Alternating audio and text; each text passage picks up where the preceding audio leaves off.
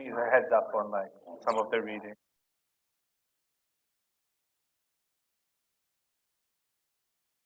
Room, and then 3 was spent.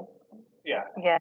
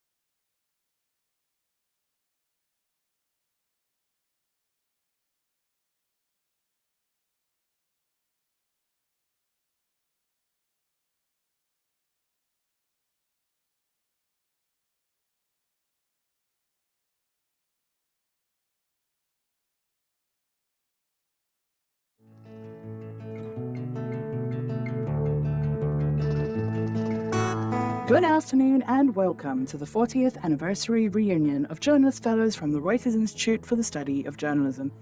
In the 5 years since the last reunion, journalism has witnessed significant developments in how it generates revenue. These changes have been largely driven by shifts in consumer behavior, technological advancements, and the evolving media landscape. Today, we aim to have a conversation about whether these developments in news revenue models have implications for journalistic objectivity.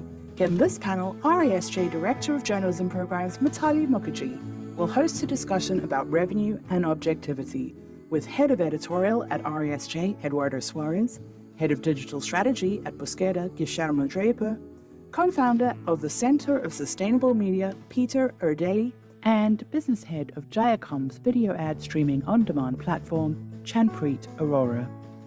Let's begin. Welcome. We have a couple of challenges here. One is to fight the post-lunch slump, which I hope we can tide over. The second is an ongoing debate about which was the best cohort. That one might get a bit fiery, and I'm not taking sides. And the third one, in no particular order, is how different revenue models affect objectivity. I've got all the experts lined up, and there's lots of opinion here, but I will sort of start with a personal observation, which is that I'm not sure how many of you have had the chance to attend a very large media conclave in Perugia that happens every year. And it struck me when we attended earlier this year that of all the panels and discussions that were constructed through those days, the one where the room was completely jam-packed was the one where there were funders in conversation with the journalists. It was, it was sort of it was a reality check, but it was also a bit sad to see journalists sort of really vying for elbow space just to be in the room, just to get a conversation going with funders. Because honestly speaking, when you strip it all off in terms of what's happened over the last few years, I think there is a genuine fear now that we haven't come across or constructed the best revenue model for ourselves. And ultimately, that's what affects everything. It affects the quality of our journalism. It affects how much work we can do. It affects our jobs. It affects the livelihoods of many. So let me get cracking with this very, very esteemed panel that has had many debates with me, including onions, COVID, and now we land on revenue models. Peter, I think a good place to start would be with you and with a little bit of a journey so far. We were speaking in some of our previous conversations on how the last few years were actually quite good in terms of, the revenue health for many organizations. And suddenly we've come to this point where there is a cost of living crisis. There is an inflation situation. And there is, as Eduardo, you pointed out in our chat, a situation where people are subscribing for many things online, and news may not be one of them.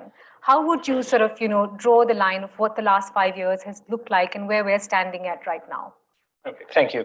So I can speak about Central and Eastern Europe mostly because that's where I work. And yes, it is true that from, I think, 2016 and 17, audience revenues seen a big rise in the region. And I think this was the stages of this process, I think, in similar in most countries, whereas people look at markets in the global north and they see successful audience revenue models, whether it's the form of memberships or subscriptions or donations, and look at it and say, there's no way we can replicate that. Like those markets are so different, those consumers are so different, this is never going to work with us. And then some people in these markets move into initially donations, usually because it requires less resources and it's like a good place to start to learn about your audience and what they want and what they need and what they respond to. And with that success, I think eventually organizations get into it. And once there's some success in a market, then others will replicate it. But it takes time. It takes a long time. So in our case, in Hungary, the publisher I used to work for, we launched our donation program in early 2017, and we moved into membership in 2021. And by the end of 2022, we had 20,000 paying members. But this was a long, multi-year process, and progress didn't look like this. Progress looked like this. And I think it is true that this incredible growth that has been happening for the past 5, 6, 7 years in the region has stalled a little bit. And yes, the reason for that is the cost of living crisis. Some of the countries in CE experienced big inflation, sort of purchasing power declined, and yes, news fatigue is, I think, a part of it. And yes, there is a lot more competition in terms of digital goods, because on one hand, it's good that anyone in the market moving into audience revenues opens up this concept that digital journalism is something that costs money to produce, and therefore some of the consumers could, maybe pay for it. But then you get to a stage where it's like a lot of choice, and it's a lot more competitive, and the cake is not growing anymore, and you are competing for money and for attention. So yeah. Eduardo. Yes, I mean, the story that Peter is telling sounds very familiar to someone coming from Spain like me. Where is this a country where people used to say that no one was going to pay for news because, there was no tradition about paying for anything actually in the internet, let alone journalism. But then the pandemic happened, and many news organizations have been preparing for this. And some news organizations like El Mundo and El País, they launched more or less when the pandemic hit. Others were there before, like El Diario. But the thing is, the funny thing about Spain and many other European countries is that actually what happened was very similar to what we were seeing in places like Germany or the Netherlands or the UK, places very different from each other, but where, once the models were there and people, especially the most loyal users, had the ability to pay for news, some news organizations were finding success. In the case of Spain, obviously, as in every country, is the big legacy newspapers, the ones that are succeeding the most, El País and El Mundo. But there are also very interesting examples of digital-born news organizations like El Confidencial or El Diario that are getting lots of subscriptions, and also they are still very influential too. So it's not that it's just the big newspapers. There are good examples also of new entrants, which is very interesting in the case of Spain, because if a news publisher from Spain was here in previous reunion in 2019, I'm sure that none of them would say that this would succeed. And actually, when I did my paper as a journalist fellow, most of the people that I spoke to in news organizations were really pessimistic. They were still implementing these reader revenue models, but they were really pessimistic about them. And a few years later, actually, for most of them, it has worked. Not that they are getting like a big proportion of their revenue from the readers, but at least, it's a chunk that is growing gradually and potentially could be very good for them. Guillermo, what's been your experience in the wave that Peter lined out? Are we on a dip? Are we on a rise? Was it always difficult through the last 5 years? Well, we have been struggling a lot, and my paper here was like a mixture between the model and how it affects journalism and our decisions as journalists, and especially in my case and in my country, that we cannot find comfort in the numbers. So we don't have a big market, so we have to fight every single subscriber. So that makes even harder to think about going up. You just go steadily, hopefully, slowly, definitely. And so we are kind of finding this especially hard in these times, because we are providing a service to our audience. We tend to know our audience much better now. That's good. We need to listen to them. But then, if you are providing a service, they are paying for your service, and who pays for a service that makes them uncomfortable? So, what happens when you have to make them uncomfortable? And how often do you do that? We don't have the answer. We are questioning ourselves every time. How do we make a balance, if possible, just to keep the ones we have and also grow? That's what we all want to do. But knowing that it's hard, and journalism goes first. So sometimes that's even harder to make the point. Indeed. Chanpreet, I wanted to sort of close the thread with you because you've had an eagle eye on the revenue side of things. Really, what's been your experience, and are there wins to share? Because I don't want us to sort of end with a drink and be like, oh my God, it's all going to hell. I actually want to start with a question. Yeah. How many of us here in the room subscribe to at least I was literally just going to ask one news source? Fantastic. Very biased, very Very good. How many of Now us the numbers will go subscribe- up. Wait and watch. Yeah. How many of us subscribe to more than one? That's great. That means there's hope. We are in a room full of journalists. I just want to add. India and Asia at large, especially South Asia, is known as a market which does not pay for content. Fact. LinkedIn makes, from external sources, I'm not quoting inside sources, LinkedIn makes more money through companies who are looking for talent and advertisers worldwide than from subscribers. But in India, it makes more money from subscribers. Because in India, people are constantly looking for jobs. It's an insecure market. It's a mindset they're playing on. We also know that in India, Tinder makes a lot of money. It's a service that has relevance for a country that is at an average age of 29 and is looking for relationships. My point is very small, that if there is a relevance to what we are delivering to our consumers, there is a market for it, whether it comes through advertisers or it comes through subscriber revenues. Good journalism is generating good business. There is also proof, Mitali, you would know, of niche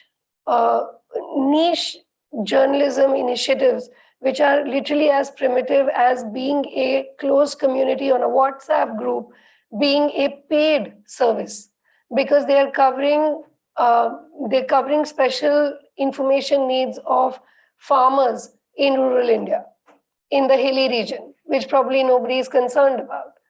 There is enough which are specialized news publications.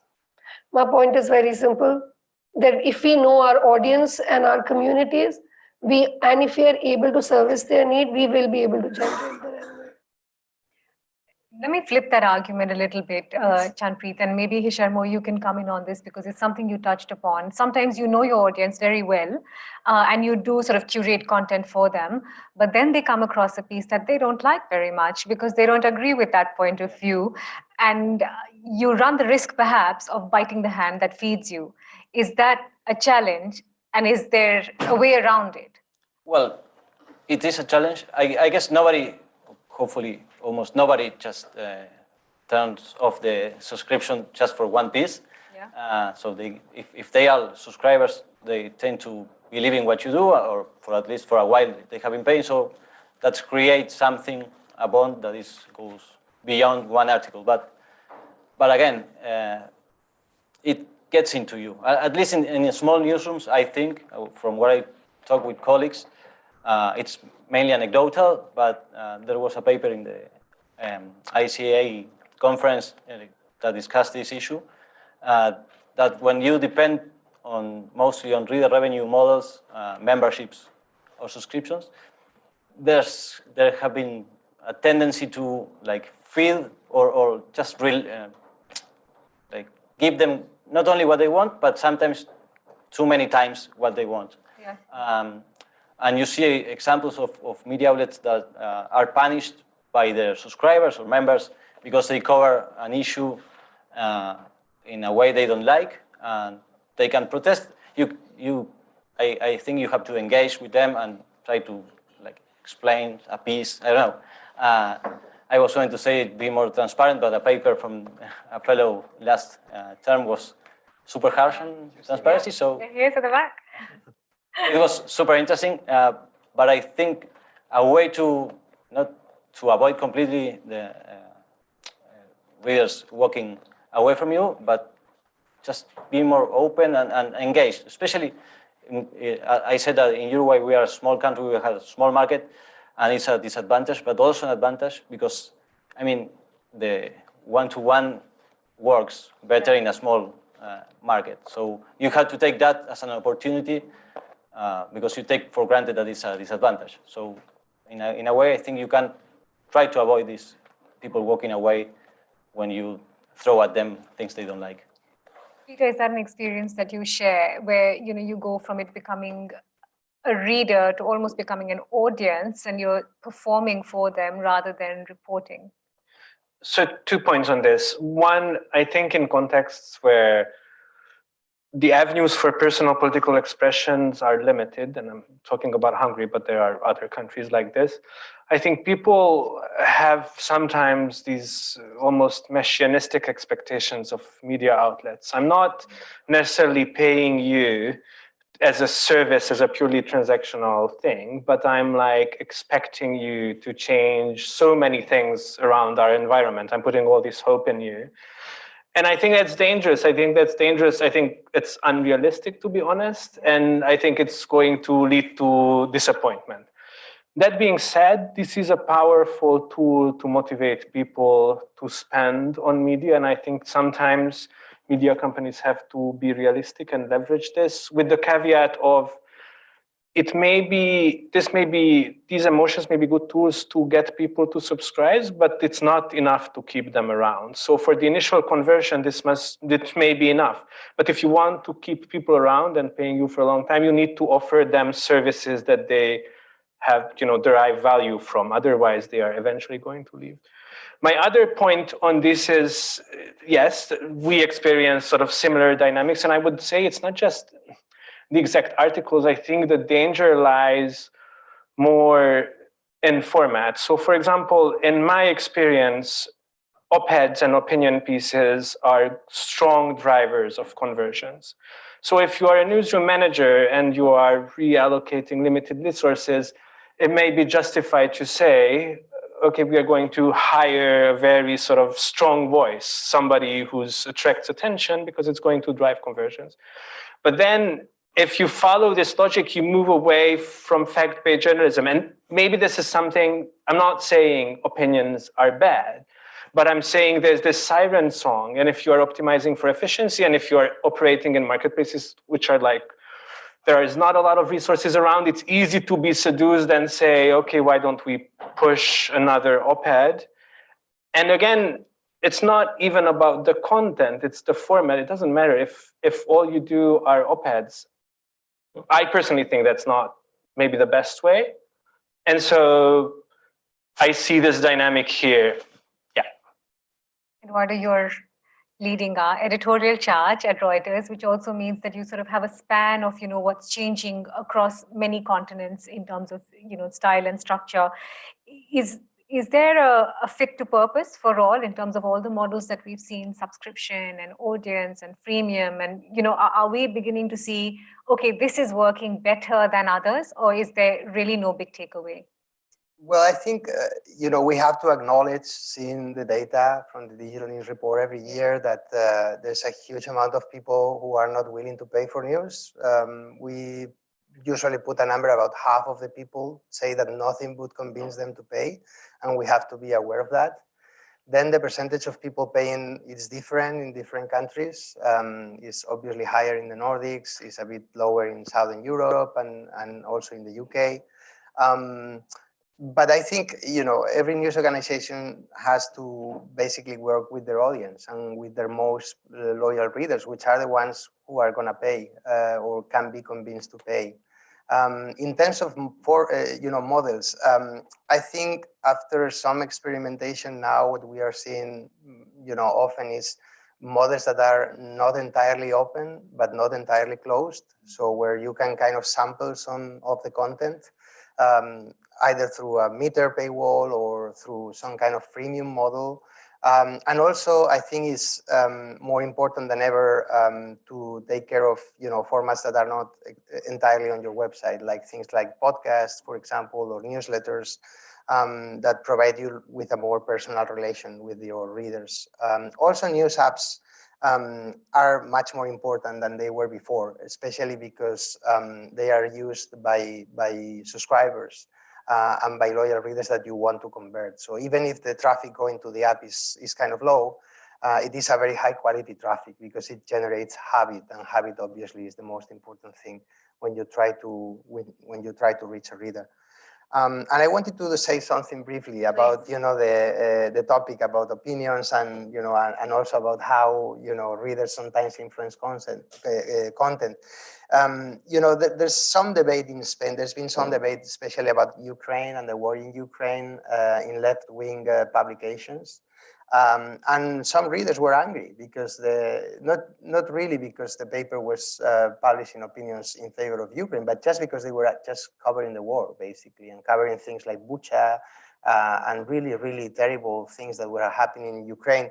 And what I would say is, sometimes editors, can actually confuse what is a very tiny part of the audience, very vocal, and sometimes even partisan, and sometimes even like bad actors trying to influence editorial line of the newspaper with the whole audience, which is a very different thing. I think there's in every newspaper there's a silent majority that just want to get the news. They want to know what's going on. They pay for the subscriptions quite often, but they just don't write letters or emails to the editor. And sometimes the editor overreacts sometimes to those emails of angry readers that are not really representative of the audience. So I think we should also keep that in mind when we deal with reader revenue models. Yeah. Guillermo, do you sort of hesitate before hitting open on your Monday emails?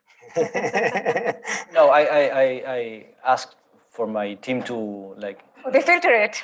No, to find more of them.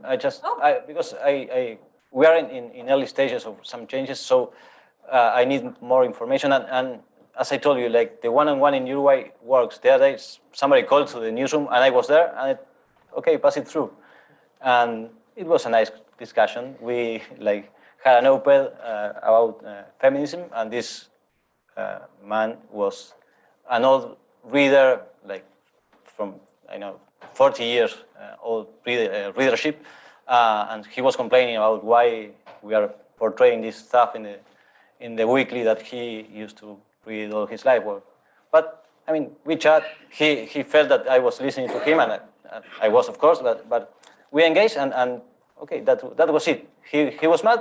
I think he left less mad. I didn't change his mind. I didn't want to change his mind. I knew it was impossible. But I mean, I rather know what's going on, what they are thinking about. But yes, Eduardo is right that you have to be aware that not being taken by that, like being taken by trolls on Twitter. It's the same, like they are the ones shouting. So take them from what they are. Yeah.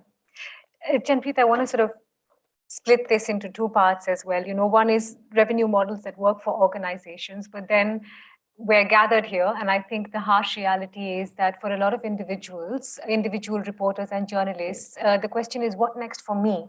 There are layoffs. That's a reality of our industry. There are questions about burnout. You've done this for 20 or 25 years. You don't know what to do next. Are there viable options for me and you and someone else as an individual journalist to build something and to build revenue out of it? I mean, both you and I are from India, and we know there have been a slew of journalists who've had to step away from mainstream media, create alternatives like YouTube channels, but then that's a bit of a machine, right? You have to keep feeding the beast and bringing out output enough to sort of keep your subscriber base growing and to get that money back. Yes. Thank you for asking this question. I just want to say that if there was any moment of having hope that now is the time we can actually pivot the business model, pivot the revenue model, and put your goodwill to good use, this is now. We can do it. And there is a real ecosystem that is developing around it. I just want to give you some statistics before we actually get into it. There is an AI tool that we've been using, quilt.ai. We can give you access to the research that we did just for this session. And we analyzed the top 100 posts tagged as news in social media, being put out by either independent journalists, journalists employed by news publications, or news publication was one filter, and anything that was tagged as news. The top 100 posts, more than 50% were UGC. By top 100 posts, I mean the posts that were getting engagement. At the end of it, your user is interested in something, and then they're finding you through that first visual reference. And then we segregated the visual impact of what was being put out by these top news publications versus being put out by independent journalists. And here's where the big segregation happened. 30%, what was the first visual emotional impact of the content that was put out by news publications? 29% fear first, then 29% anger, then 14% happiness, and 14% creativity. When we analyze the 50% visual impact of what the independent news journalists were putting out, it was 50% happiness and 40% health and well-being. It just shows, first of all, what is happening differently, right? Now, here's another very, very strong data point. We analyzed last 1 month of all YouTube searches in India for news. And we included hashtag news, hashtag independent journalist, hashtag journalist. These were our sanitation terms. For every one search that happened for a news publication, or let's say for every 100 searches that happened for a news publication, there were 100 searches by the name of the journalist. That shows that your contribution, your goodwill matters a lot. And now these tools are available to us at a click of a button to get feedback, the conversation we are having. Should we be getting very worried about the backlash about one particular article, or is it the larger narrative that we are building for the community that we are delivering to? I think it's time to employ those tools, whether we're in a large newsroom or a small newsroom or an independent initiative. The segue I want to make on is, okay, great. This is great hope that we can do this. Now, what's the second big challenge that we face? That 80% of ad dollars are focused on video advertising. I'm just going to let you absorb that for a moment. 80% of all digital revenue spent, as in ad revenue spent, is only on video. That's a very interesting challenge to have, right? Because we are focusing a lot on text, podcasts, we're innovating, but are we driving that revenue? This is again an amazing moment where, thanks to OTT platforms across the world, there is truly a third front that's coming up for video streaming. And then because of all the acquisitions that have happened, let's say Twitter's changed hands. I don't know how many of you are aware, a platform like Twitter is coming up with Twitter TV in some of the Asian markets. Has anybody heard about Twitter TV? I think these days, the less we hear about Twitter, the better we feel. So I'm not sure. Okay, let me just take an example of a very small initiative called stck.me from the founder of Scroll. I think, right? Yeah. Sami? No, that was a different, sorry. Just getting the references wrong. But there is an initiative in New York, stck.me, which allows any independent content creator, whether it's a poet, whether it's an author or a journalist, to be able to create content and directly charge money for their content from their subscribers.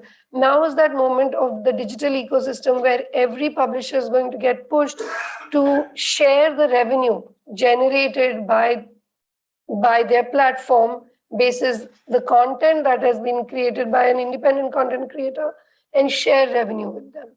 So if you are creating credible content, you're consistent to your audience. What is credible? Credible is consistency to an audience for a promise that you deliver. If you're a beauty If you're if you're covering beauty and you're being honest about what you're being true to your readers on what beauty trends are, that is also good content, and that is generating a lot of revenue.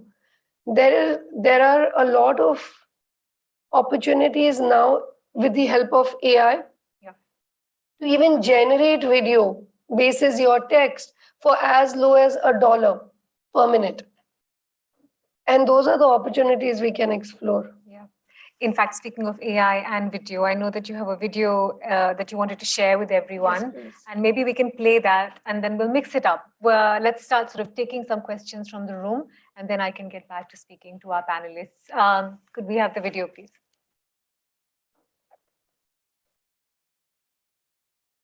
Narrowly escapes being bitten by 600-pound alligator during feeding time.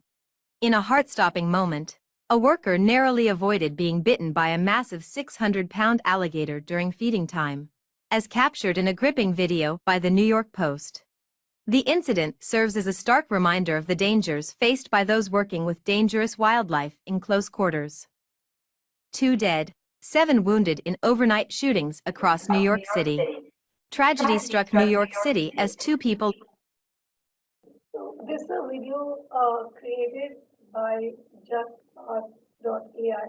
It's a New Delhi-based AI company. They provided this video for us to just consume. It's 3 parts. You have access to footage. You have written an article and you want to now create a video in your voice, in your avatar. All it costs is $1 a minute. This is it. They need your imagery, a video of yours in 1.5 to 2 minutes. It's your video, your content, you're generating it, you're totally in control of it, and you pay per use. And you publish it on your portal or your YouTube channel. These are completely your rights in a completely data safe environment. This is possible. Okay, let me open up for questions. If you could identify who the question is for, or if it's generally for the panel to consider, and I can take them all in and pose them. Could we start from the front, maybe, with the mic? I am Hedwig from Austria, a cultural editor for a newspaper, Salzburger Nachrichten. And I just wanted to know, whoever can say something about it, how much of the content that is in sort of behind the paywall or a subscription area or whatever you call it, premium content, how much is more or less, how much is classical news stuff that you found in, let's say, 10, 20 years ago in newspapers on radio, and how much is new stuff being more entertaining or different sort of things. So have we to change our premium content into other things than just the classical news? Shall we gather a few more questions and then the back there? Hi there, I'm van Wyk from South Africa. Micropayments was a thing about a decade ago, and then 5 years ago, nobody thought it would make a difference. What are your thoughts about micropayments at the moment? To the center of the room, the gentleman at the back, and Thank you. I'm Javier Borelli from Argentina.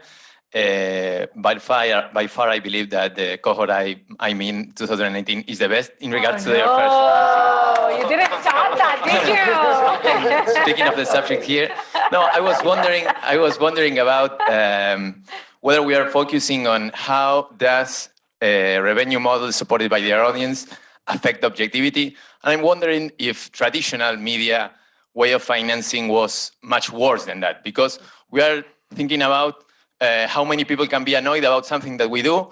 And I would like to ask you, how many supporters leaving a news media organization would be the same as an advertisement going out, or something different? Because I believe that maybe we are focusing too much on that, and we are losing the perspective that being a membership-based model or another kind of model, I mean, every reader, the amount of they pay for every reader is less than an advertiser. And advertisers in the history of journalism have made much worse to the journalism itself than this kind of models.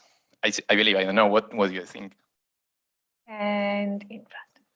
Hi there, my name's Paul Herman from News24 in South Africa. I think my question is for Peter, is that correct?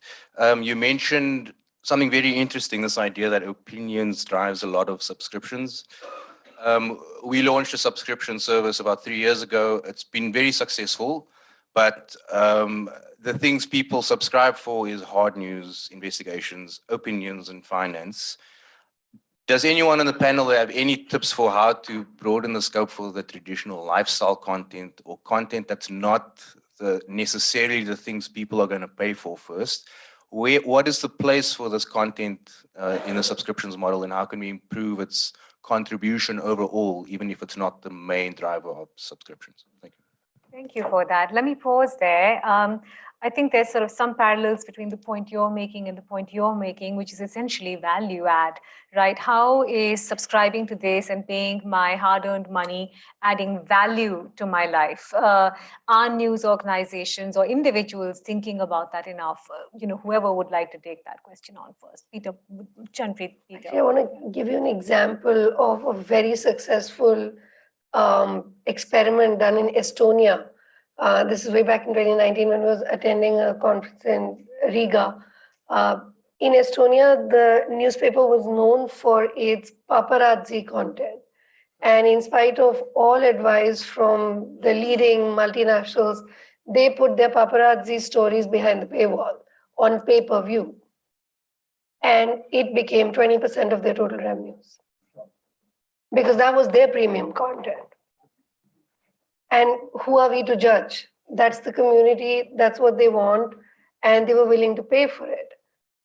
So, and the other question I wanted to talk about, because right now I'm representing a large entertainment OTT platform, which also does news.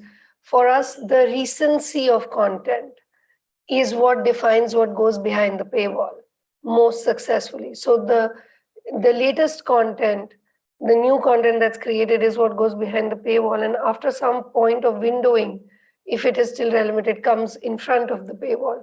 This way, we are able to generate revenue through subscribers as well as through advertising. And we are also working very closely with our ad tech, our tech teams to see if we can create ad light programs where we only run one ad in the beginning, before the video, let it run if you are paying less. So depending on the level of subsidy from the subscriber, because the cost of content is very high, we are experimenting with ad light, zero ad, and full scale ad models. Is that something you've experimented with? What kind of content to put behind a paywall is, yeah. And we do the exact opposite. There you go.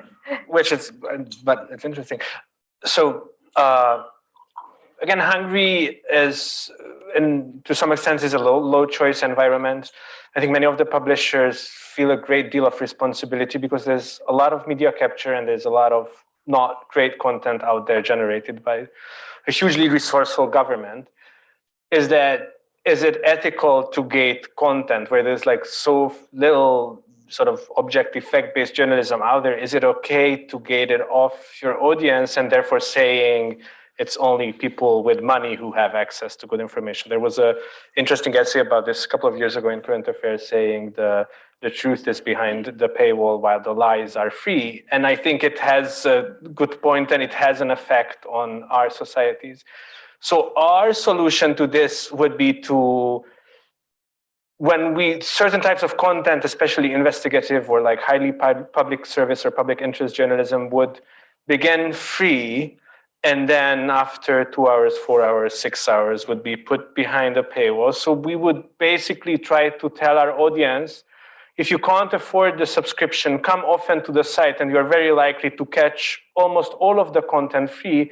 This is driving advertising revenues because we still have advertising.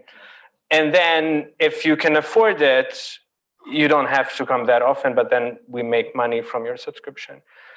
A couple of other points to the questions. To your questions, we found, and the publishers I work with found that it is mostly classical journalism that drives these conversions. And I think, and this is my theory, and I have like zero data to back this up. So, you can absolutely base a business model on the following. But I think certain people will pay for entertainment content, and certain people will pay for lifestyle content. They are not necessarily the same people who will pay for news or for op-eds or for investigations. And I think these people have their brands. So I think as a super newsy brand, it's very difficult to get the audience who would pay for lifestyle, because your core audience got used to what you are. And I'm sure there's an overlap, but we found that when we tried lifestyle stuff for behind the paywall, it didn't work as well as more of the sort of core news stuff. And I'm not sending emails, I'm reading the questions. Micropayments, I'm not entirely sure. What do you mean, crowdfunding, or do you pay per article, or? Yeah. No, I don't. I think that's not I believe that it's not a good way to extract value from your customers. You should tell them this is a service, you are going to use it. You have to make sure that the person uses it, but you shouldn't try to enable people to just pick and choose and give you less money. And I think recently, one of the big micropayment provider sort of went out of business. So I think that the market sort of underlines this. And your last question about the different type of business models, I was going to say this, but then the conversation moved on. Absolutely. Every kind of funding comes with its own strings. If you are advertising supported, advertisers will have a large gravity around you and and it's going to affect the newsroom. You don't have to, the advertiser doesn't have to call in and say, hey, the newsroom will know, and it will affect the content, but also with institutional funding. That's exactly, and I think you have to ask the question yourself, what is the newsroom best equipped? What kind of influence the newsroom is best equipped to resist? And I would say audience pressure is easier to resist in most of the cases than advertising or institutional funding. I totally agree with what Peter said about the reader pressure. I mean, I think the key problem here is that some readers get into editors' heads, and it's stupid because sometimes it's just like maybe 5 emails or 10 emails on a very angry day or whatever. But that's very easy to resist, as you said. But obviously things like government advertising in places like Hungary or Brazil, or even some of the regions in Spain where the governments have a lot of money to spend on the media and they control the media that way. Those are much more dangerous, and also big companies, especially in countries where there are like a few big companies that control a huge part of the economy, and we've seen that in India with the Adani Group and in other places too. So I totally agree with what Javi said. I think the problem with readers is that basically they get into editors' heads, and sometimes editors still in 2023 they are not so used to seeing the data and to actually look at the people who actually unsubscribe, which is usually like almost no one. But they still get, these emails, and they still think about them, and they, forward the emails to the head of different sections, and that kind of have a very bad vicious circle effect, I think, yeah. I wanted just to add that I agree with both of them, and I think having this discussion about this topic is also raising the topic to be discussed, pointing it out and say, well, this exists, is micro pressures, maybe, and of course it's easier to confront than a government pressure or advertisers, but it exists, it's there, it's having an effect on some editors and some newsrooms. So the better way to confront it is talk about it and try to understand the shape of the problem, the importance of it, and tackle it. And I think that's the point here. Let me pose this a different way then. I mean, if the premise here is that this is a problem that always existed and you were to draw a life cycle of a news organization, you would start with family-run newspapers, then you would move into advertising, government advertising, which has been a huge sort of source of revenue for many newspapers, especially. Then you move into the good old tech companies era, where everyone loved news and then suddenly everyone hated news. And now I suppose you're moving into audiences for one, but also philanthropic organizations that are beginning to support news, news outfits for particular things, local news or climate news or something like that. If in this life cycle, this problem always existed, why does it feel different? Why does it feel like this has been the most sort of intense last decade and the most difficult last decade in terms of money and revenue and all of that? What's pinching down so hard? Yeah. One very simple thing that our audiences in the digital environment are not loyal to our platform. Simple. Earlier, you were creating the content, the audience was coming to your platform, it was one integrated unit end to end. So the advertiser came to you, and B, there was distribution of revenue, and so there was diversity of voice. Right now, all the content that you're creating, 80% of it is sitting between one or two social platforms or one or two AVOD video, as in ad-funded video platforms. So you're a content creator and you don't have direct ownership of the audiences. That's where the big disconnect has happened. And there's no inheritance of media habits for the new generation. Today, how many people can say that all 4 people in the household or 3 people in the household have the same media habit? 10 years, 15 years ago, there would be 1 newspaper or 2 newspapers coming into the house, and then that's what you were watching or reading, sorry. So that's one big fundamental difference. Yeah. I wonder if I might draw in, since we've done the AI word, I might draw in I'll come to you in just a second. I wonder if I might draw in the T word, which is TikTok. Has anyone in the room sort of experimented with that, either in an individual capacity or with their news organizations? Because I'd love to hear experiences before we speak in the panel. Anyone playing around with TikTok as a medium for news? Very good.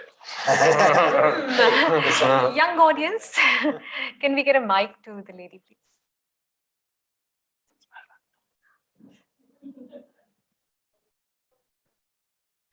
Yes, hi, I'm Malva from Nicaragua. Hi. We did start exploring after IGTV on Instagram, and then with TikTok, like doing this vertical format for video, especially focusing on LGBTIQ plus human rights, and in Nicaragua, well, like with the legalization of abortion. So we did explore and we did see differences between what were they consuming on Instagram and what were they consuming on TikTok, for example. On Instagram, it was much based on specific laws that may be good to fight for in terms of abortion. But in TikTok, it was more about like tips and recommendations on what to do when you need to have an abortion in a legal country. So it was more practical. And that was interesting for us to explore as well. When COVID happened as well, we did on IGTV. Back then it was like, you could post for like longer than 2-3 minutes. So that one did very well on Instagram, but not on TikTok. So it was, again, all the practicality, what is more informative and what is more something that they can have at hand as a tool or a resource. Thank you for sharing that. Please, just quickly, my kids, 22 and 24, get all of their news from TikTok. They don't read newspapers. They don't even watch the bloody BBC, which both their parents work for. And paid for college, damn it. They operate well, but that's the point here, isn't it? Yeah. They go to TikTok. Yes. Yep. May I add just a quick, I didn't play with the TikTok myself or with the organization, but I know the experience of my colleagues in a Belarusian channel called Belsat. Is the oppositional Belarusian channel. They're based in Poland, in Warsaw. And actually, a couple of years ago, they started the TikTok account. And when they told me that, I was so surprised. Like, okay, really? But then I saw their account and was real kind of hard news, not just amusements or, shocking, watch to the end, this kind of stuff. No, it was news. It was explanation stuff, like Ross Atkins type, we all know this genre now. And some, of course, some flashing videos, which just, breaking and this kind of things. And they were very successful. They were raising lots of audience very quickly in TikTok.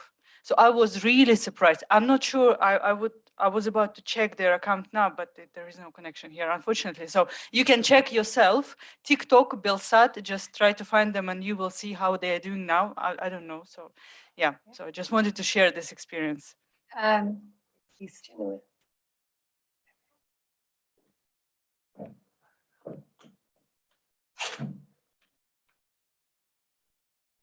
My name is Chineme and I'm a 2019 cohort.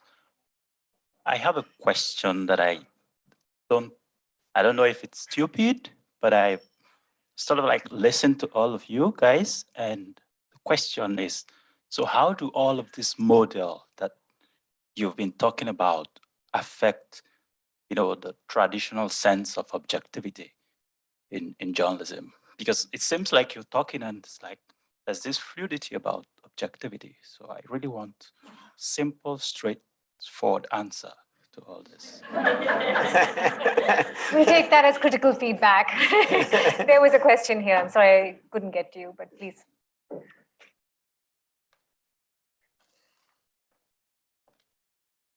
Thank you for magnificent points, which takes me back exactly when I spent here one academic year in 1991. In March 1991, there was this big publication by an academic, media academic. Her name is Professor Ang, who published a book, an academic book titled Desperately Seeking the Audiences. And since then, I have been consulting. I know the scholar, we are colleagues, and we met a few times. And I've been hearing you, and actually nothing changed. And we are still desperately seeking the audiences. My question is, at that time, at least Professor Ang conducted a very serious research. Her main point was, are we defining the audiences as controlled objects or as engaged, active subjects? Are you, or is there any plan for you to encourage anybody to conduct research about your most interesting talk? Literally, you have raised astonishingly many good, important points, but what I feel now that I shifted from journalism to academia, that there is a need for more research to analyze the wonderful stuff that you have been talking about. Thank you. We can confirm that academic title is now an existential crisis.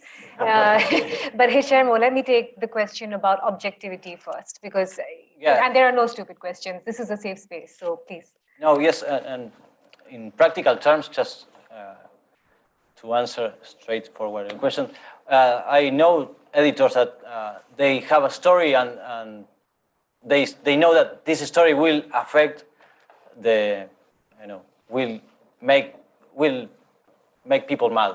But people who usually read or buy their newspaper. So they tend to hesitate at some point, especially when you are trying to grow and you are small and every penny is needed. It's a way to say, wait, how can I portray this in a sense that doesn't get people really mad? Or let's try to cover something in this way, but also just find someone telling the other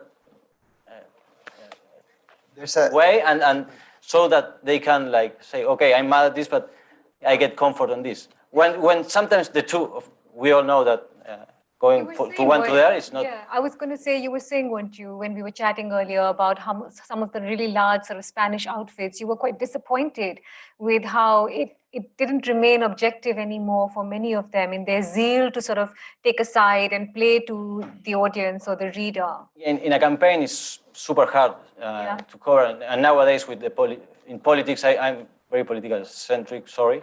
But in politics, like when you cover a party, an election, you will feel the pressure from readers that disagree with this party. Why are you giving them space, or these ideas are wrong? And at some point, it can make you hesitate. That's my. I don't say that you will stop covering stuff, but it gets into your head, as Eduardo said. There's a version of that dilemma that Guillermo has just posed, which is a different one, but a similar one at the same time. El Diario, a left-wing newspaper in Spain, published a big scoop a few years ago about a conservative politician faking her master's degree, and she had to resign. And the newspaper got like 10,000 subscriptions just because of that scoop, and it was great. But then a couple of weeks after, they discovered the same kind of scoop about the socialist politician, and the amount of subscriptions that they got was 0. And they even got some complaints. So it's not just that we have like the stick, it's not just the stick, it's also the carrots that we have sometimes, because we see the carrot about publishing something that is really good for our readers, because it proves the point that you know, the other party or the other side is terrible, or they are all corrupt or something like that. And sometimes, you know, you also have to deal with those issues, and it's not easy. And Peter, it sort of feeds back to the point you were making about how often for an audience it becomes evangelical, this role of a journalism. Here I am, climate, I'll fix it. You know, fraud, I'll fix it. Just give me your monthly subscription and I've got it sorted. Yeah, and I think it's very, very important that no one tells the audience that. Like, it would be really damaging. But unfortunately, there's a seduction. There's like this, oh, if we lean into it more, it's going to bring more revenue. And ultimately, we are doing good. I mean, we are really doing good journalism. So it's okay to, but it's not. I think it's important to be realistic about what you are and what you are not. And going back to your question, does this influence objectivity? Of course it does. And it's not, I think the best you can do, or at least this is what I came up with, maybe there are better answers, but it's just to be aware of it and try to adjust. But I think there's no escaping this. This is going to, and I don't know anyone who can say, oh, my funding does not influence the way I work. And I'm not saying this is a good thing, but it is what it is. I want to talk about TikTok because I know nothing about it, and I feel like that's a perspective that is missing from the room. Downloading the app just now. Oh, yeah. I wanted to say something about, and earlier what you said about having these creator-focused models that are enabling individual creators and journalists to make revenue, and it's great. And it is great for many people, but I think there are trade-offs here as well. And I'm talking as someone who worked mostly at sort of middle-sized and big publishers, so I'm not, this is my perspective. But I think I see journalism as a collaborative exercise in many ways, and I'm sometimes slightly concerned. I understand what the benefit is to individual creators, and I understand for different contexts this can be super meaningful. But I think there may be something lost in the process if you are not part of a larger institution. I think in these interactions in the newsroom, debates, whatever discussions are adding value. And I'm not saying it's an either or. I think there is great content out there, and I pay for Substack. So I'm like, I do that. And there are people on Substack that are like writing things that are super relevant to me that I'm like happy to pay for. But I think this is also something that can be problematic. And just one point to plug the Institute a little bit. At Perugia, there is, I'm going to go on for now. There was a discussion in Perugia this year at the, I think it's called, you call it the Digital News Forum. And there was, am I allowed to? Okay, no, I was looking at Nick behind, and he said it was okay.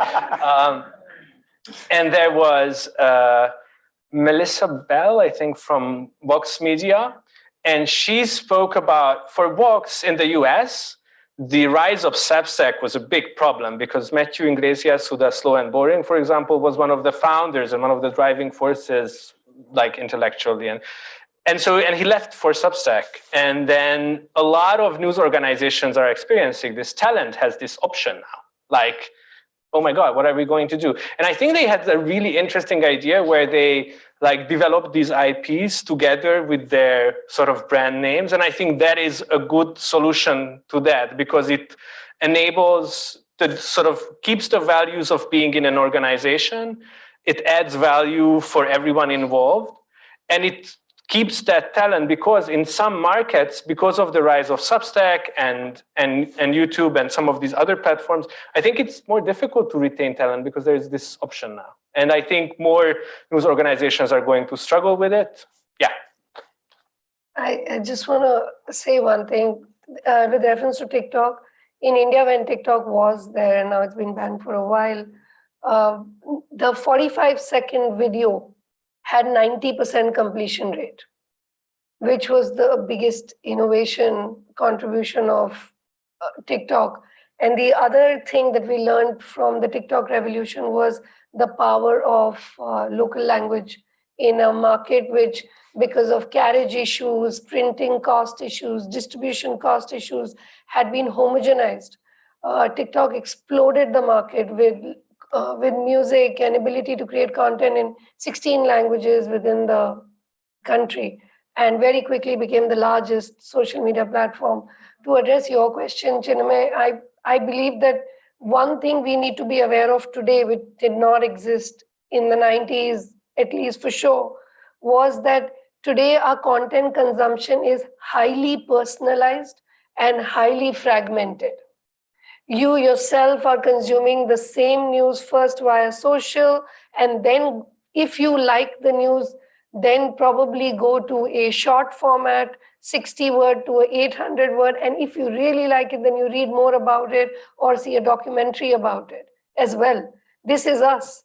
And so if we want to be objective and we want to ensure that we are covering our news is reaching the right audiences and audiences at scale, then that means that the same piece of content can be formatted, distributed visually in various cut downs to a large audience base. Yeah, no, I think that's a great point. And I think it was a story in itself when TikTok was banned in India, the number of local versions that it spawned, how quickly tech companies got onto that bandwagon. Let me do a quick sweep. There's more questions.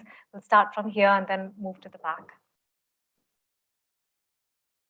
Hi, I'm Morten Frick, head of digital at Danish newspaper Kristeligt Dagblad. I have a question that goes to the heart of personalization, I guess. The news industry is sort of founded around the idea that you are exposed to like competing ideas, ideas that you don't like, topics that you don't know anything about. And yet we are all making news apps, for instance, where we are, of course, personalizing stuff. We give the reader the choice to say, I want to read about these two topics. It might be based on choice or on actually behavior. So we sort of make these feedback loops where they are exposed to sort of the same sort of content. What are your thoughts on this? I think it's very dangerous Just and polarizing. grab a couple of more questions and then we'll take them all. There's some at the back there.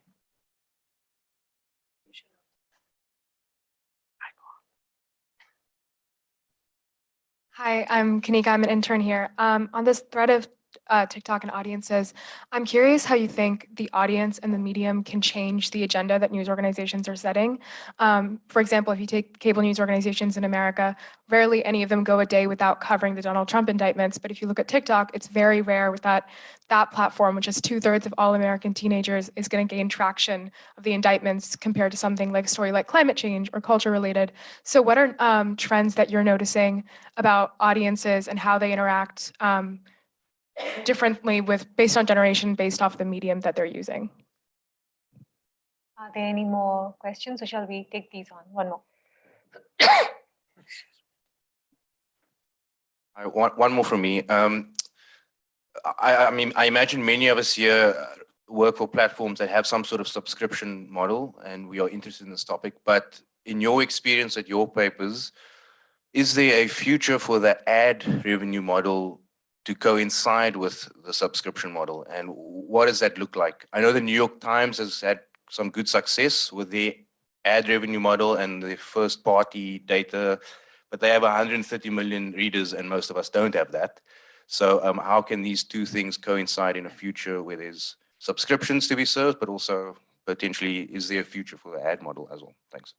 Before I pose it to the panel, I'd love to hear your own thoughts on it, Paul. If he could hold on to the mic for a second, because you're part of, a news organization, Media 24, that's actually doing quite well in an environment that isn't. And I know younger audiences are a really big sort of theme and goal for you, how to bring more young audiences in, particularly when you're in the run-up to an election.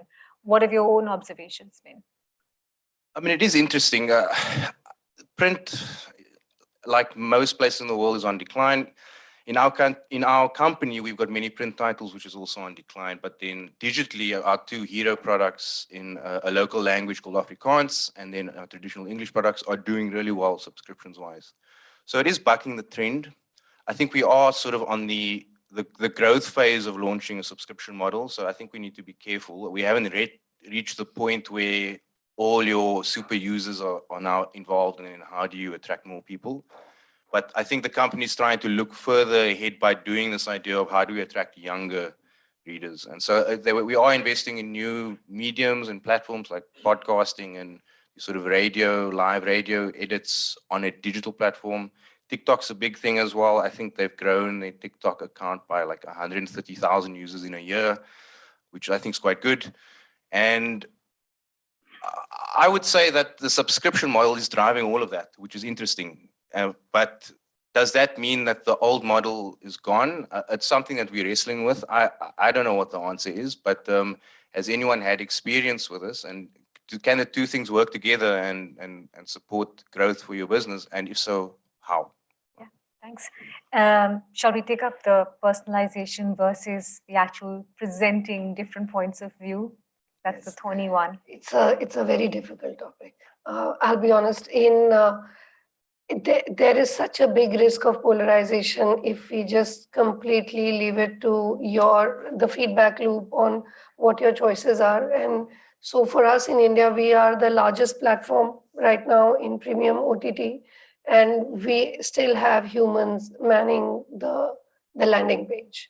We are not in a 100% AI-led discovery mode at all. And we are not sure we will be for a very long time. We are looking at using AI and ML for personalizing maybe language, because it's, you have certain language preferences, you have certain topical references, but what you see within the topic, we're not necessarily just going to show you one point of view. So if you are here to see which is the latest movie and read your horoscope, sure, we don't want to show you politics then.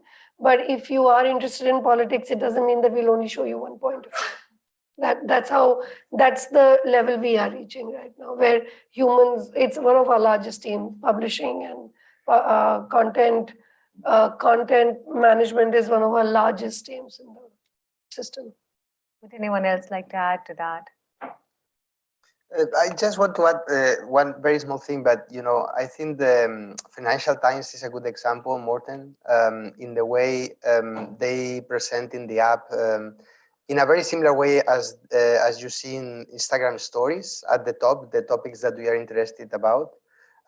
So you still have the variety of news and the variety of commentators and everything in the normal way.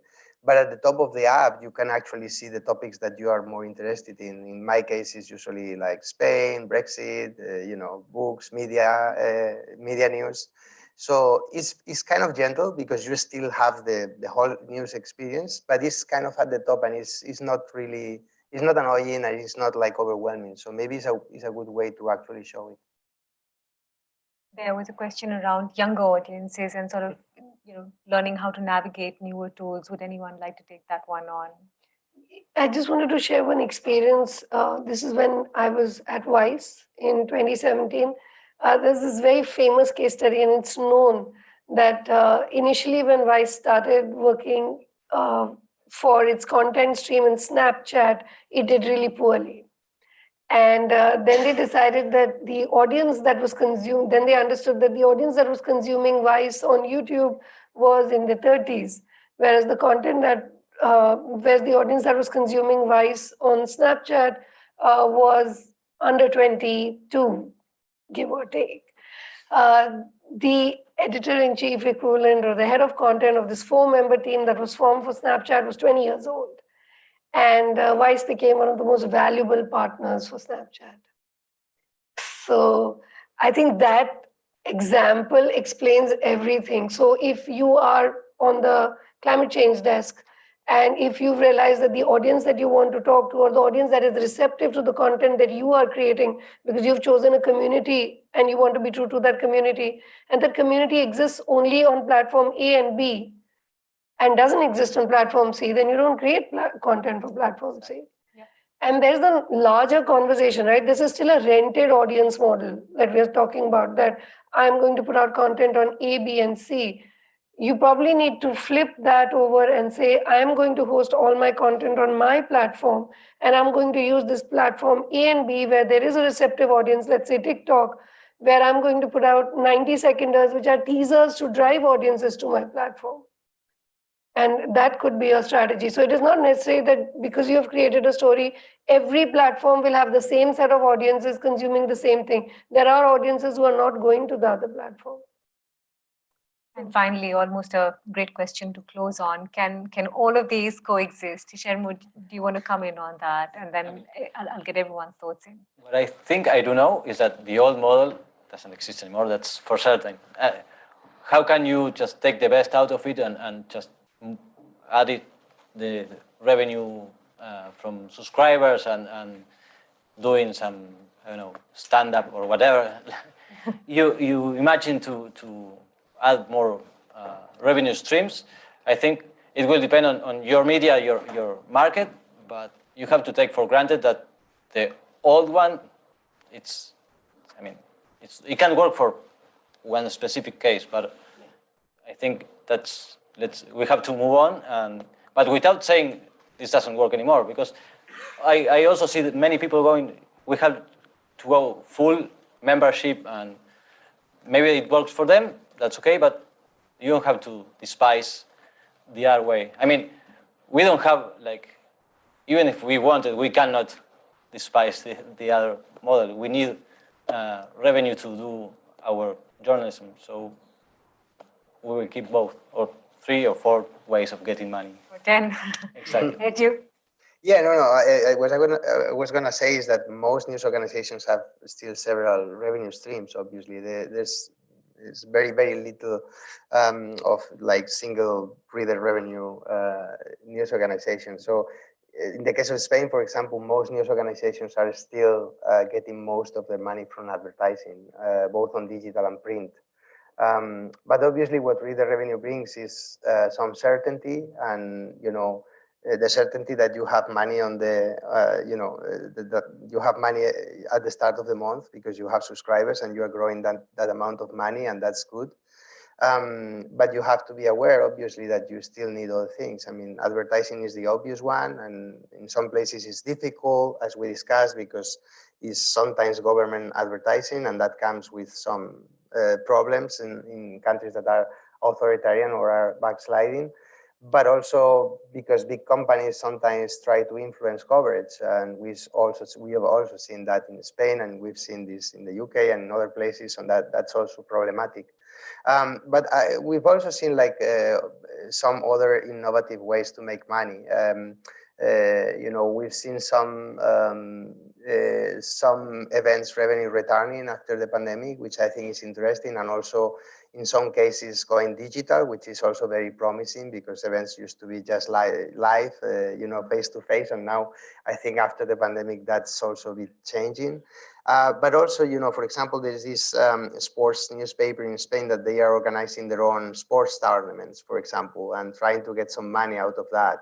Or trying to, some news organizations are also getting some money from fantasy league kind of operations, for example. So, and also sometimes, as Chanpreet said before, is sometimes about niches too. Like, most of us are probably more like general journalists or to work for a general interest newspapers. But sometimes, there are really, really profitable niches that are small, but they're very profitable. Like, El País, for example, has a very, very prestigious chess columnist, and they have a newspaper by this guy who knows everything about chess, and he knows all the big chess players and all that. And that's super successful because obviously that's a very small portion of the readers, but they are really passionate about that. So I think that's also like something that news organizations that are general interest should explore a bit more. Yeah.